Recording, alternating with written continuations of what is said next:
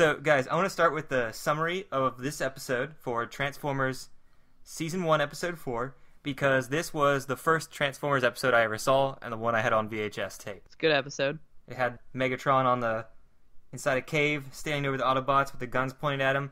I don't know how you could sell a VHS tape with guns being pointed at the young kid looking at it, but there you go. And then he's just, welcome to your doom, Autobots. Megatron finally gets in touch with Soundwave after all these years, who gives him the plans for intergalactic space bridge. An intergalactic transport system that is tethered together by a space bridge, I assume. They steal a lot of Energon cubes to create this space bridge, have some problems with it, eventually kidnap Bumblebee and Spike, and so they brainwash Bumblebee. He takes them to the wrong place so that the Decepticons can lay a trap, and they lay the trap thinking the Autobots are dead. But then, of course, what happens later is they escape, destroy all the Decepticons, free Spike and Bumblebee, and somehow explode Megatron into the space bridge, sending him to parts unknown. Finally paving the way for the reign of Starscream. The 2 Starscreams. This is the infamous first episode of the prolonged 2 Starscream on just one shot. That was kind of hard to miss.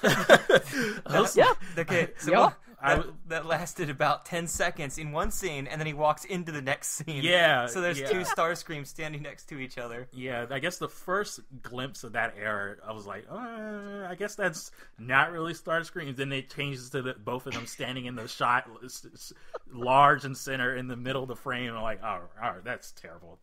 It's not even just like the colors are completely off. It's literally just a duplicate Starscream. But then they turn around and it actually is, I think, Skywarp or Thundercracker flying off beside him from behind. Just had some color problems. It's fine. But on to our first subject, Season 5, Generation 2. Striving to save the world from the evil Decepticons, the heroic Autobots are led by Optimus Prime. He's more than meets the eye. He's a robot in disguise. There's no Season 5 episode. There is a Generation 2 episode. And I did watch the Japanese episode before coming here, and I found out something really interesting. Did you know in Japan, the word for intergalactic transport system is intergalactic transport system? Wow. Was like patented or something? Though I did find the only cut scene, they always have to cut about 1.5 minutes to 2 from every episode. They cut the roll call for their toy show where they want you to know who everybody's name is. It's fine. It's Japan. They'll sell the robots anyway. The funniest thing, though, is Megatron kept talking to Shockwave, and I found out in Japan his name is Laserwave. Why? Why the change? It wasn't 80s enough, Shockwave. They needed something to represent the times and the cool kids. All the different designs and stuff people had on their Trapper Keepers. Well, remember, most of the names were already made in Japan because the toys were over there first. Most of the names were changed when they came over to America. For whatever reason, they think American audiences would like stuff like that better. Who knows? Was that like that from the start? Were there a bunch of toys in Japan before the show was even aired? Yeah, that's how they could make money, because they already knew the toys were over there and they could just import them into America, I think. Maybe I should shut up before I get like tons of hate mail from Transformers fans. I thought it was just like one big project. The toys were just right on the heels of the cartoon. Yeah, I thought it still started in America. No, the cartoon and all the lore and everything was, but they made the lore around... The figures already existed without any personality or backstory. They were just figures only. Oh. It was the American writers that then saw those toys and was like, we should make a show based on... Yeah, and then gave them all personalities. Let's start off with what we liked and didn't like about this episode. Me, Grimlock, no like you! Well, I guess the first thing I didn't like about this episode, which will also be my first answer to episode 5, is Cliffjumper. You mean the guy who's so devastated by war, he sees enemies everywhere. The war's been over for 5 months, and he's like, Decepticons, they're behind the bushes, they're behind the rocks. I mean, is that what's wrong with him? He's just got psychological issues, and he isn't just bloodthirsty. He's got some PTSD. He's got PTSD. Like, come on, he's he's had some years in him, all right? I know, that's not good enough. Like the beginning, sure, I can believe that he's jumping at shadows and all that stuff. But when there are literally Decepticons in front of him, he forgets all his training, all the discipline that Optimus is trying to instill into these guys who aren't really like war veterans and stuff. And he just, I guess in this episode, I guess they go and they find out what the Decepticons are doing, and they burst through the window, and he goes straight towards Megatron. A guy twice his size. And he doesn't even try to shoot him or anything. He tries to take Megatron on with his bare hands. It's like he attacks his leg, doesn't he? He's just like, because he's just so tiny. I think it's because he saw the war was starting again. He thought it was finally over. He was trying to get himself killed to get out of the war. This is ridiculous. This is why the Autobots, they really are just a bunch of a ragtag group of nobodies. Because I guess in the original miniseries, the first 3 episodes, Hound was also kind of doing the same thing, or somebody else that was with Hound spying on the Decepticons when they were building the base, and somebody just shot at them, and that's how they made Laserbeak chase after them because they're so bloodthirsty. They just keep they have no discipline. They are always just doing the wrong thing, disobeying Optimus Prime's orders. Yeah. It's like everyone's a Starscream. Yeah. Autobots and Decepticons, I mean, I guess they have factions. They'll just keep attacking each other. Within fighting, out fighting. The thing I like, though, is they actually had a roll call, and it actually worked. Everyone named was in order from right to left, so you could follow who everyone was. I do love how one of the smaller, minor characters looked over at Bumblebee and was like, "You're late again." Yeah, I was like, who is this guy giving him crap? One of the main characters. Yeah, this is the reason why you're not a main character. Get out of here. I think who you're talking about, Gears. Was it Gears? Okay, cool. Gears is my most hated Transformer, Can't Autobot. stand him. But here he didn't have the same voice actor. And he didn't have his personality from the first pilot or later episodes. I was like, what is going on? His model even looked a little off. So I was like, I don't know. I'm going to wait till I see him again before I start out with my, oh my god, Gears is awful. I didn't even recognize him at first. I really just thought it was like, every episode I see somebody I don't recognize. Well, I guess this is just what they do. They just introduce new robots. Some of them get a plot point. Some are just there in a line telling off other Autobots. Just gotta sell those toys. So I think there's somebody else who also looks like Gears, where they have a big plate right behind their head. Brawn?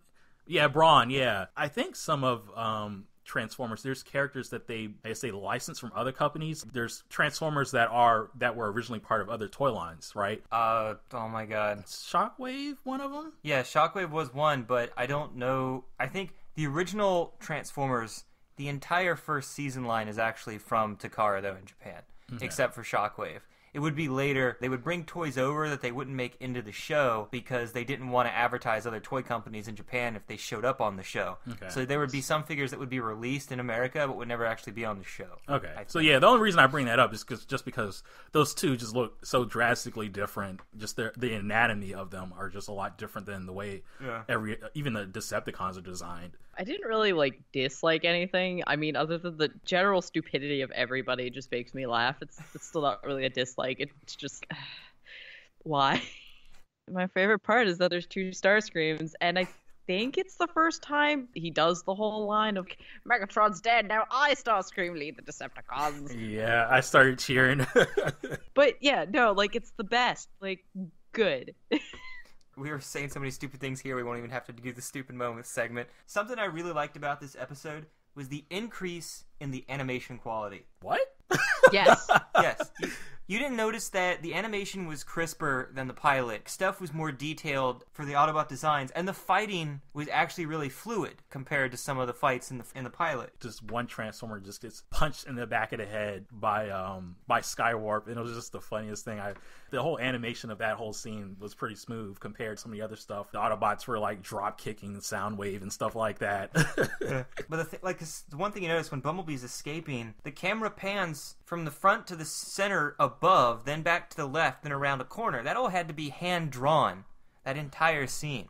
That was actually really impressive for a TV animation. Yeah, that was definitely more complicated than some of the stuff we saw in the other episodes. And even the space bridge. The space bridge is like a giant light that explodes, sucks in wind and rocks and maybe even you, and then explodes into vibrant light. Jesus. It's a lot of work for like those 5 seconds. They put in a lot of detail with that one. Yup. I did like Shockwave's dramatic entrance, my favorite Transformer. Shockwave, Guardian of Cybertron. He gets his own title entrance, you know. So good. I do want to make an amendment to the last episode. Speaking of Shockwave, I just want to say it's the second voice of Ludwig von Drake and not the first voice that does Shockwave. His name is Corey Burton. Just wanted to clarify, and yeah. Don't piss off the Transformers fans. I'm gonna piss off the Duck fans. Though I thought it was weird that Shockwave was like, I've built this interstellar transportation system. I've had it in my head for like, a few million years. I've just never had anyone else on this planet to test it with because I'm all alone up here. 4 million years. 4 million. Yeah, I couldn't believe it. You can only make it work for 4 minutes. No, sorry, 11 minutes. Something. It had some kind of time limit, and I was sitting here thinking, like, you had 4 million years to fix this problem. You could just make it perfect in 4 million years. It was all theoretical. You had to test it first. I mean, and his battery was low, too, so maybe he was going out of commission 1.5 million every now and then or something. He could have tested it at a nearby planet, gotten some energon there, restored himself, kept working on it. There are a lot of things he could have done in those 4 million years. He could have went to anher planet and got like some other life form to help him or enslave or somebody. I mean, yeah, they all went in one spaceship. There's got to be more spaceships left. There has to be. There had to be something. Like Shockwave, you're a scientist. Build another spaceship. I have something for you guys. All right, so let's say, Thomas, Sammy, I call you both up, right? And you just ignore me. I call you the next day, and you ignore me again, because maybe you don't want to talk to me, or maybe you just have decided that I don't want to be friends with this person anymore, or this person's annoying, this person's stalking me, and then I call you every day for the next 4 years, and you never pick up. Are you trying to imply that there's something wrong with Soundwave? See, I was going to say that for him to be doing all this and to be so excited for Megatron to actually answer and stuff like that, and Megatron calling him the Guardian, I was like, Soundwave, he actually seems like the most loyal Decepticon there is compared to Soundwave. But then the way that you're trying to make him play out to be just like he's desperate, he's just too clingy, he's very or lonely. something like that. He was just very lonely. Okay, we just went over this point that he's the only one there for some stupid reason. We'll later found out that there's female Autobot resistance force on the planet that are always fighting him. That's the only thing left on Cybertron, so he really has no one else to communicate with. Please, Megatron, I just need to hear your voice one more time. It was pretty funny. The first lines he was speaking, he did seem he was getting ready to die like any minute. He just sounded so weak and stuff. He hears Megatron's voice and he's like, I am alive again. I can speak like a normal robot. Megatron is life. He has that tattooed on his chest. So, did you guys see how the Energon cubes worked this episode? Starscream just sticks a wire into the Energon cube and boom, instant transfer to Energon. That was another question I had, because I don't understand what Energon is and how they can just keep taking it from all these different energy sources, but like they're all different energy sources. See, they're really advanced. Like, we can't make a game system, a PS4 that plays PS3 games. But the Transformers, they can transfer any energy into any energy they want. Well, I guess when I first they are really just containers.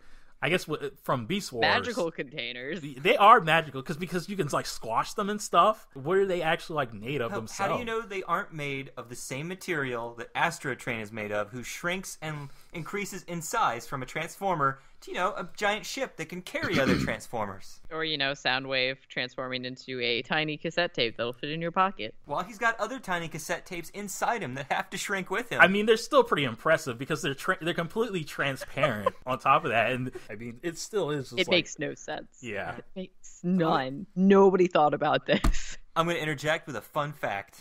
Dark, excessive, time, liberty. Megatron attacks a solar power station in 1984, right? Like, oh, I had to look this yeah. up. So What ideal alternate timeline is this Earth on that we have solar power stations everywhere? What? But apparently, I mean, that is pretty kind of crazy when you think about it. here's the thing. The very first solar energy generating system, SEGS, was actually made in the Mojave Desert in California in 1984. Oh, yeah. That's a little nice It must have history been like a fact big there. deal. Yeah, they must have been talking about that in the news and stuff like that. That's neat. So Ironhide jumps in front of Optimus to save him, and Optimus does the same. But no, Hot Rod does that in the movie, and everybody hates him. You know? I'm very upset by this. Today, this is going to be a slight sidetrack. My awesome buddy got me a Masterpiece Hot Rod, and I've been nonstop talking about Hot Rod today, and it's the movie version. Is that so the I one got with the fishing rod and all that other stuff? Yes. Oh my god, that's the only one I want. It's the best, and he can actually sit and do the fishing pose and thing, and like none of my other robots actually can properly sit, for one thing. I am so confused right now. You guys are getting excited about a fishing mode? You saw What? this. We Yes. went to the Transformers convention, and I told you that was the only one I wanted to buy. But I didn't. What fishing mode? What is? Why does he have a fishing rod? And you guys are excited about the fishing rod? I'm so confused. I've never. Did this happen in the movie that I watched? That I just didn't even notice this? He's fishing with Daniel at the beginning of the movie. Oh, okay. So All right. I I guess think I they even- just did forget. Does it come with a Daniel too? I can't remember. It does not, but it does come with a matrix that it is really hard to put it in his hand. But yeah, anyways, I was having conversations with my coworkers, and half of them were like, "Oh no, man, Rodimus like screwed that up." And then I was like, "No, Rodimus he was perfect, he was fine, he was trying his best." And only one other person agreed with me, and I was so upset. That was my slight tangent. And it's also it's actually called Hot Rodimus, the figure, instead of Hot Rod or Rodimus. I think no, on the box it still says Hot Rod. Oh, okay. That's what I remember the title's saying. Oh my god, now I gotta go check again. I have one other good thing I want to say about this episode, which, I mean, maybe, hopefully, there'll be something else like that. I guess based on what I've seen, there's probably never going to be another time like this. But What? towards the end of the episode, when the Autobots were rescuing Daniel, with Spike, Daniel's his future kid from the movie. they were rescuing Spike from the space bridge transport. Optimus twists the barrel of his gun, and it narrows and expands as he's adjusting it. And then he shoots 3 bolts. Yes. The most precise shots you will ever see. I'm going to say that right now without even seeing most of Transformers. There'll probably never be any more accurate shots than those. Yeah. He shoots the transport, doesn't destroy it, doesn't break the glass. He just simply shoots it and it unlocks the canopy. But then the last 2 shots he shoots, he doesn't hit Spike at all. He just hits the seatbelts that are restraining him and allows him to escape. Every other shot, there's millions of shots that have been shot throughout this series, and they are so off. But then he just manages, he just adjusts his gun. Why don't the other guys do the same thing? He was just an awesome sharpshooter. In fact, I was tempted to make a new segment called Badass Optimus Prime Moments, because he can shoot something so small like a seatbelt strap on a human. On a moving, on a moving moving vehicle. That actually, technically, probably wasn't even facing him. It was facing away from him. Because the transport, I guess I don't know where they were standing for him to do that. Based on the scene, they were either in the canyon or on top of it. Yeah.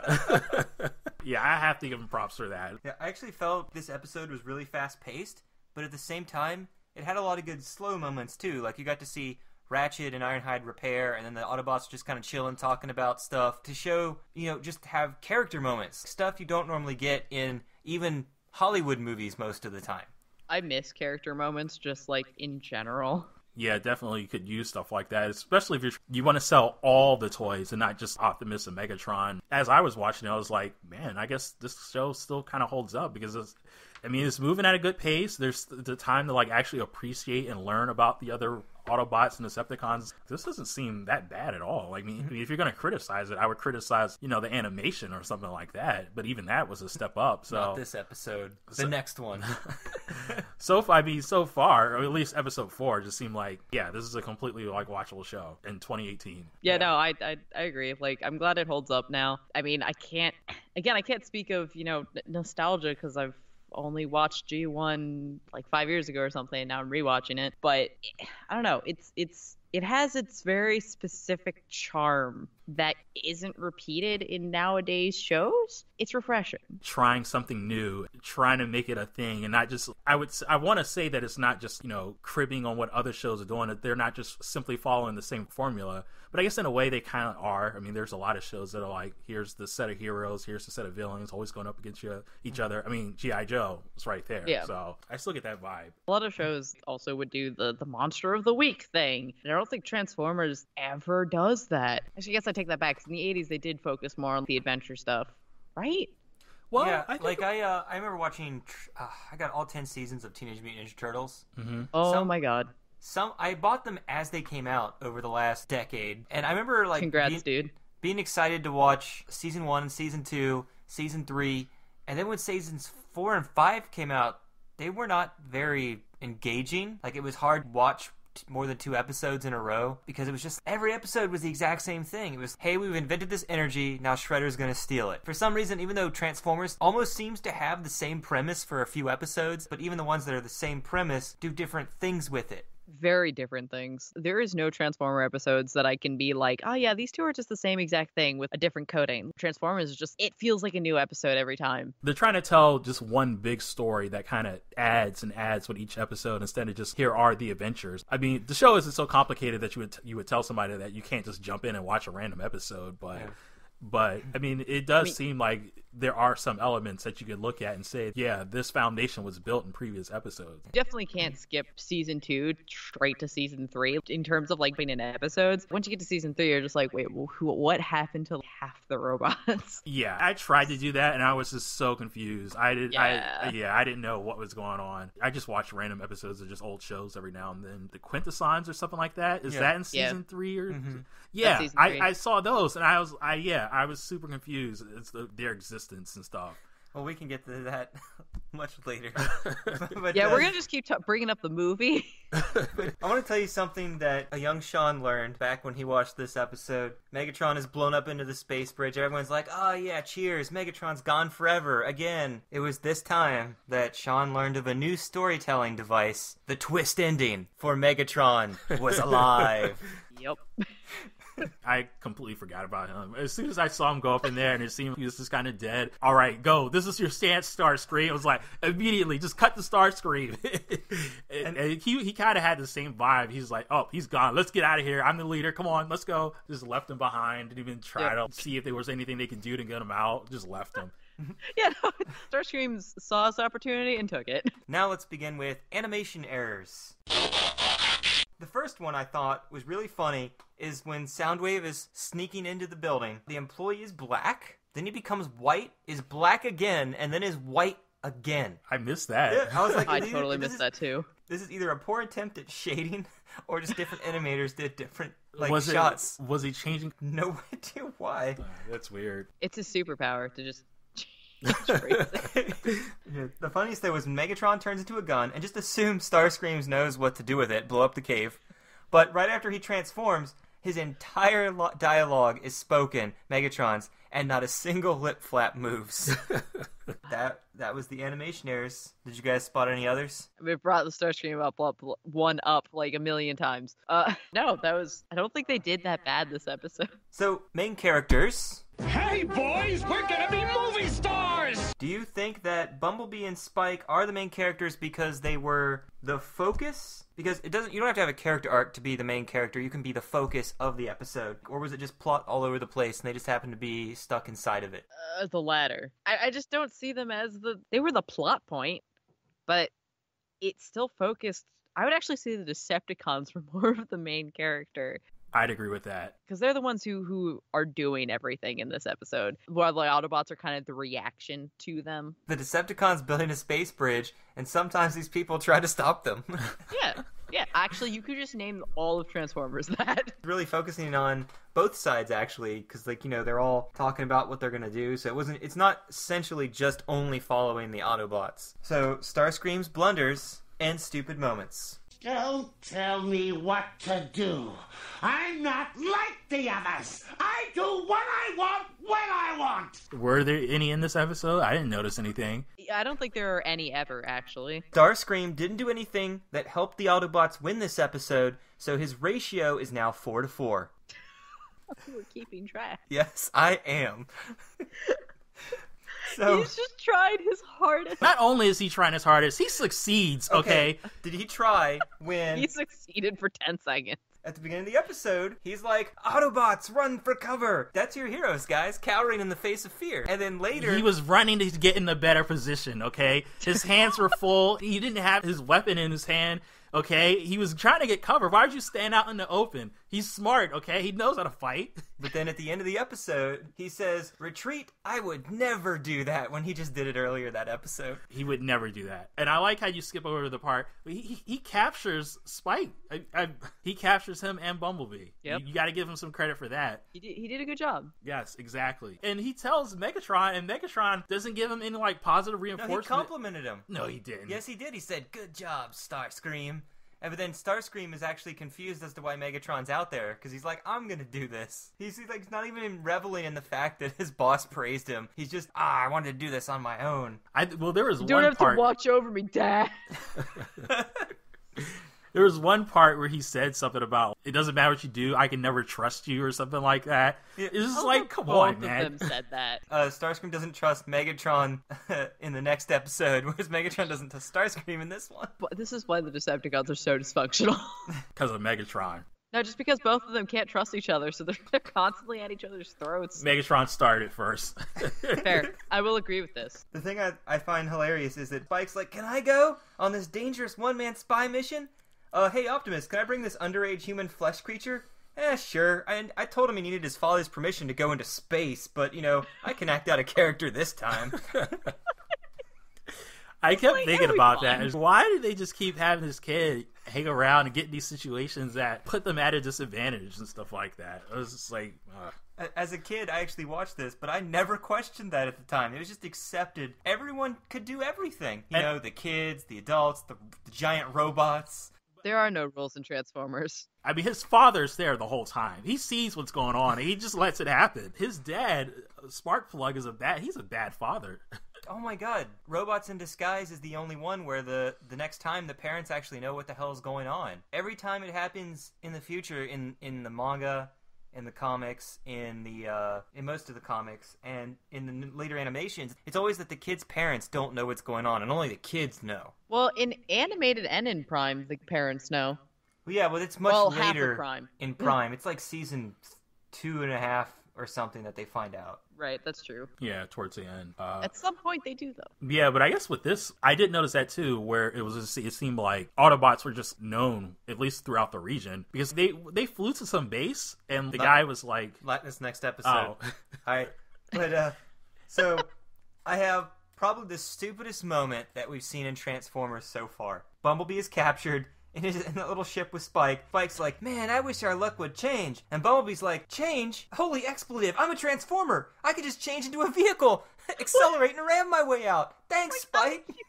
How did you forget this? And also in his excitement, couldn't pick up Spike and put him in the car and then drive off. Yeah, I was going to say, how is that smart or anything? That was Spike's just the just dumbest running. thing ever.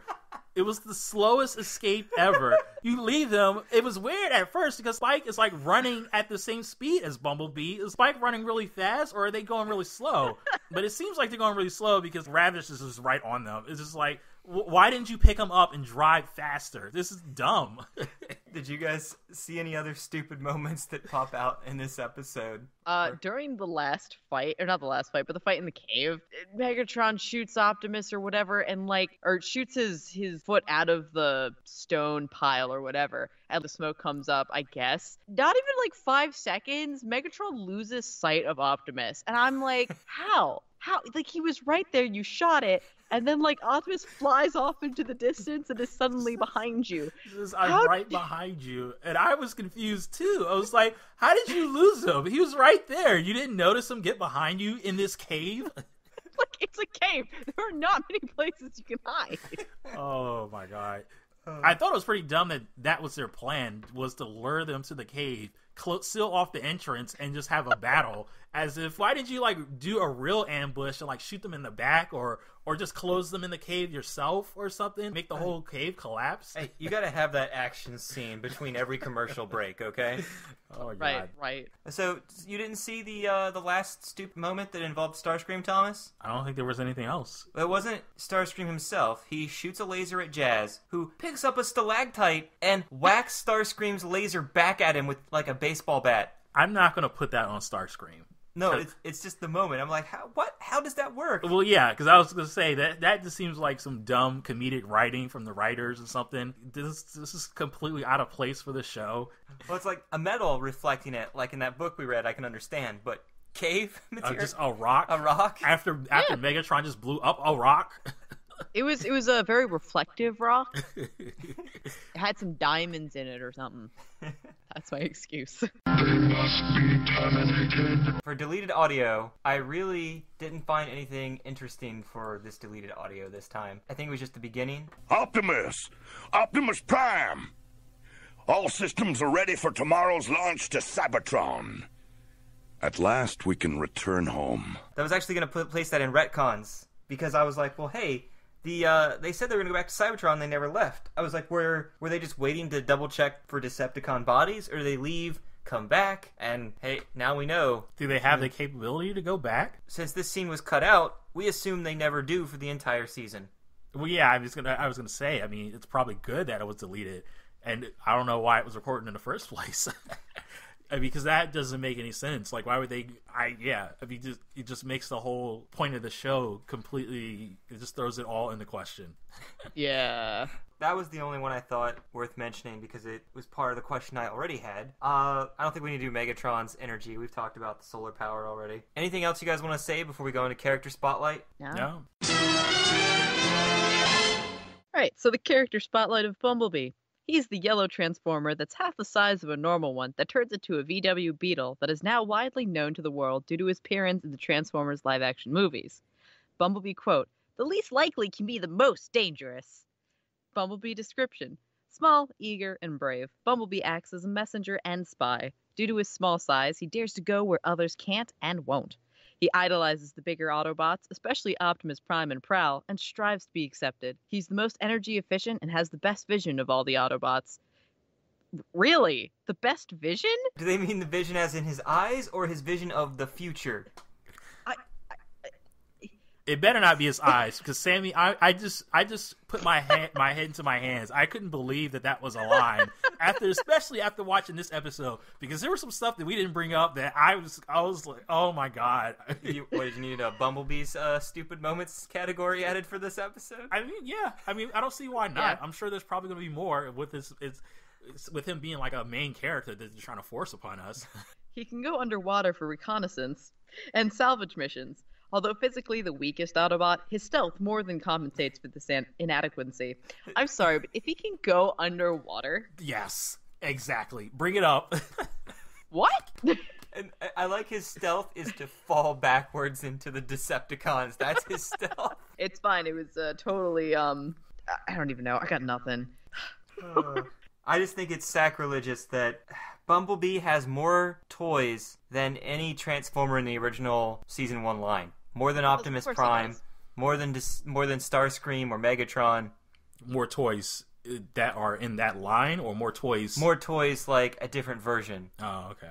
I'm just, wow. They're counting all 8 years of Transformers, G1 to G2. I mean, everyone loved Bumblebee. He was, like, tiny and cute. Like, can't blame them. Are all three of us not like Bumblebee? I mean, I don't hate him. I don't see any reason to like him. Oh, no, it's just like ambivalent? Is that what we all are agreeing on? I mean, I guess he's a quote-unquote main character, but, I mean, what does he do? Why? He's really good at driving Spike around. He's really good at being late for roll call. So you guys don't really have any thoughts about him then, too much? I mean, at this point, no. I don't. I mean, especially with me never having seen these episodes and watching these for the first time, I don't see any reason why he's special or anything. All he's done is just take care of the human and drive the human around. He basically stole. And he's the backup, because didn't Jazz do it initially at first? Somebody drove Yeah, Jazz was driving him in the city in the beginning. And I think Hound drove. Jazz No, quit. Jazz Jazz was like, quit. I'm not taking care of this human. They're like, get him off my back. Here, you take him. Yeah. He doesn't like my music. Get him out of here. Wait, I still function. He survives the movie, despite being swallowed by Unicron along with Cybertron's moon. How? In season 3, he is injured and rebuilt into Goldbug by a Quintesson. He returns in the Japanese Hitmasters cartoon from time to time. Then, when he was injured protecting middle-aged Spike, he was rebuilt yet again back into Bumblebee. All right. I just love reading these out of context for Thomas without referencing where any of this is coming from. Well, I wanted to get through reading it before I asked a question. I wanted to ask a question after each sentence because a lot of stuff there just seemed ridiculous. After each sentence, instead of a period, they should just put why, because that's what I want to know. Okay. I love how I'm sitting here How and did just he like, not oh yeah, die that makes by total getting swallowed perfect by sense. Unicron? Well, you see, Kron eats people. They go in an assembly line, and so they go in the order that they were eaten into his giant digestive tract, and it takes about 3 to 5 days to get there. I can't tell if you're serious. Like, this could actually be a thing, and I'm like, okay, that's Transformers. I just need to move past it. I was just trying to come up with a plausible explanation on the spot right now, actually. Honestly, that was perfect. Okay. I was about to say, I'm just like, oh no, that was totally from the movie. Sammy was almost believing me, right? Okay, so I guess his next sentence isn't, this one can end with a period and not why. In season 3, he was built and rebuilt into Goldbug by Quintesson. Okay, so that seems okay. But I don't get after that where he's injured and rebuilt yet again, and they turned him back into Bumblebee. He didn't. Why? He was tired of being Goldbug. Yeah. But why not be something better than just Bumblebee? Bumblebee... Sometimes you just want to go back to being yourself. Never question story decisions from the Japanese, all right? I mean, also Bumblebee sold more toys, probably. Oh my god. I forgot the major retcon would have been, why can the Autobots not fly anymore? Oh, this would be the first episode without them actually being able to fly? Well, we'll get to that. We can do that next episode, because 2 Autobots do fly, and then they never do again. Well, and now, Thomas will not be able to sleep at night because of all the questions he has about Bumblebee. We're going to let him sleep that off, and we'll leave you for now. Put it right in a box. Don't ever open that box again. Just right to the attic. Sealed with super glue. And this is Sean signing off. Thomas. Sammy. Good night. I don't know why I said good night. It's fine. They know we're filming it at night now. Thanks for YouTube user Transformers at the Moon for hosting every deleted audio segment from every episode of the Transformers. Thanks to tfwiki.net for information used in our character spotlight feature. Thomas, you want to lead us off with this episode this time? Yeah, I guess. Doesn't sound very enthusiastic. Sammy, go. Welcome to another episode of our Transformers podcast with Sean, Thomas, Sammy, and today we're going to start with the summary. Wait, quiet. Sorry.